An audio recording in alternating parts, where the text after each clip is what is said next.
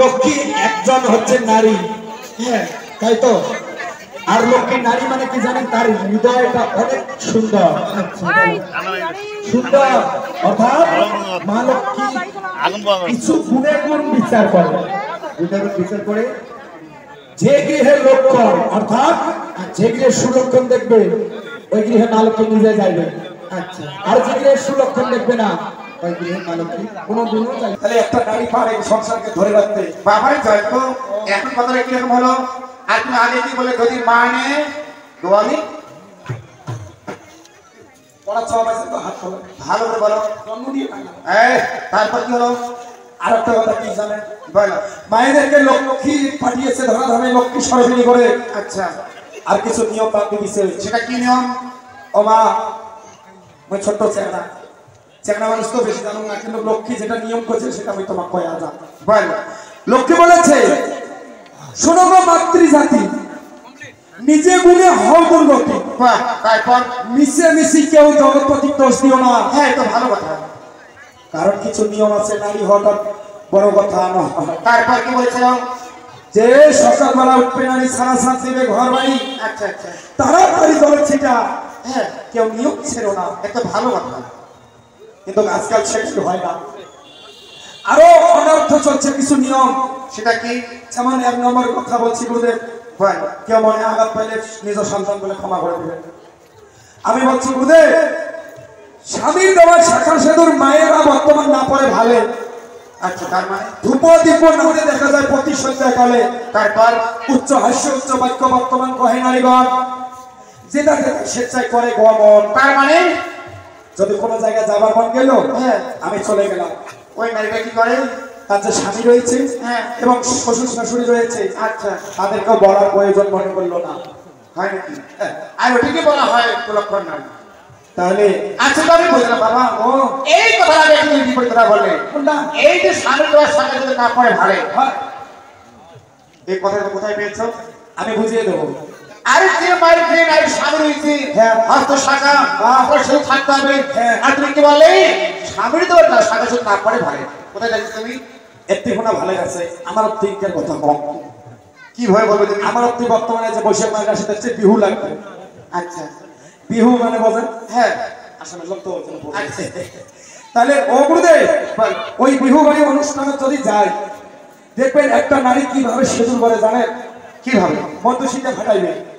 আচ্ছা, ভালো কথা। ফাটিয়া বেশি লম্বা করেন না, ছোট্ট মানে সেতুর দিয়ে।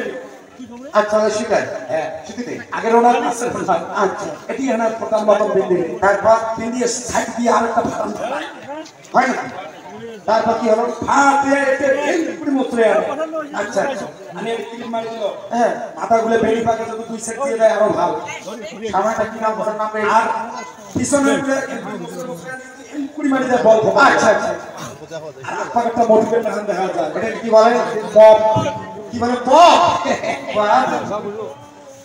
আর সেদুর রইল কোথায়? কোথায় হলো সেদুর? স্মৃতির সেদুর রইল ওই যে চুল যে মুসরে আনি চুলের তলব, বোঝা যায় বোঝা না যায়।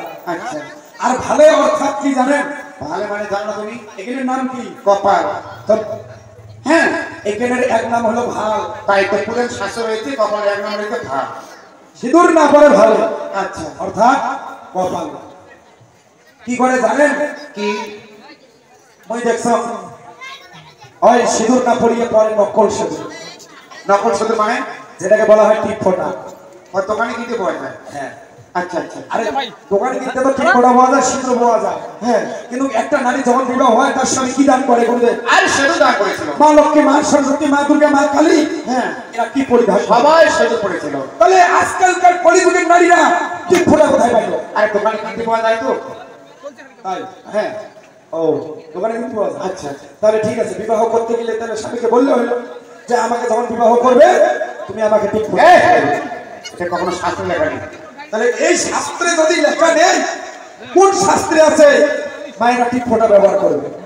তারপরে কি হয়? অমঙ্গল। আচ্ছা, অর্থাৎ টিপ ফোটা ব্যবহার করলে স্বামীকে অবজ্ঞা করা হয়। আর স্বামীকে অবজ্ঞা করা মানে 33 কোটি দেবতাকে অপমান করা হয়। হ্যাঁ, তাই তো। 33 কোটি দেবতাকে অপমান করা মানে স্বামীর আয়ু কমে যায়। আচ্ছা, আরেকটা না কোনটা বড় সত্য কথা। হ্যাঁ তাহলে স্বামীকে অপমান করবেন না, আর স্বামীকে অপমান করে স্বামীর আয়ু কমাবেন না। হ্যাঁ ভালো কথা। মায়েদের তো জানাই আছে, আগের ঠাকুমাগুলো তো করছে। ও আগে ঠাকুরগুলো কি বলেছিল? যে মায়েদের নাকি কপালের সেঁদুর আচ্ছা যদি নাকের মাথা পড়ে, হ্যাঁ তা নাকি স্বামীর ভালোবাসা বাড়ে। হ্যাঁ এটা ভালো কথা। তা আজকালকার মায়েদের কপালের সেঁদুর নাকের মাথা পড়েও না, তার জন্য কি হয়? ভালোবাসাও বাড়ে না। তার জন্য ওই ঘরে কি চলে? আরে টাকাটানি আর সরকার সরকারি ঝগড়া। ঝগড়া হ্যাঁ আর ওই ঘরে মা লক্ষ্মী কোনোদিনও বিরাজ করবে না। আচ্ছা আচ্ছা যে গৃহে স্বামী স্ত্রীর ভালোবাসা থাকবে, ওই গৃহে মা লক্ষ্মী নিজেই হরি ভেঙে দিয়ে যাবে। তাহলে মা লক্ষ্মী কোথায় প্রবেশ করেন জানো? তাই এই যে সকালবেলা সারা থান সন্ধ্যেবেলা বাতি আর লক্ষ্মী বলে ঘরে মোর বসতি মানে কারণ এই দুনিয়া এখন কয়েকটা জিনিস আসি, কয়েকটা চলে যায়। কি কি আসলে কি চলে গেল? যেমন ডিজে গান, হিন্দি গান আসি, হ্যাঁ বাউল আর কীর্তন চলে যায়। আচ্ছা আচ্ছা আজ মারিয়া এই আমার ধর্মমূলক গান না লাগাইয়া যদি ডিজে ধামাকা লাগালে হয়, হ্যাঁ তাহলে দেখলে না জায়গা ধরলেন না হয়। আচ্ছা আচ্ছা